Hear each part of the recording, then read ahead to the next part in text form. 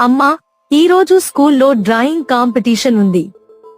లక్ష్మి ముద్దుగా తలపై నిమిరుతూ, నీ చేతుల్లో ఉన్న కళే మన కుటుంబానికి గర్వం.